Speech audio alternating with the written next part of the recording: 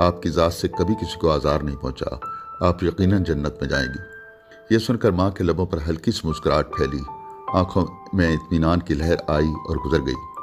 اس روز مجھے لاہور واپس جانا تھا۔ جب بھی چھٹی کے بعد میں رخصت ہونے لگتا، وہ کہتی تم ایک دن اور نہیں رک سکتے؟ یہ میرے لیے سخت آزمائش کا مرحلہ ہوتا۔ اس دن خلاف توقع انہوں نے مجھے رکنے کا نہیں کہا۔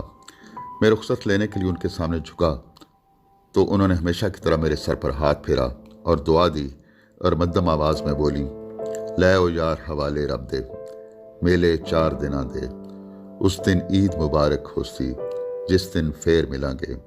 اے دوست جا تجھے خدا کے سپرد کیا، یہ دنیا 4 دنوں کا میلہ ہے، جس دن دوبارہ ملاقات ہوگی وہ ہمارے لیے عید کا دن ہوگا۔ آج ماں کی قبر کے پہلو میں بیٹھے مجھے شدت سے احساس ہوا کہ میری زندگی میں وہ عید اب کبھی نہیں آئے گی۔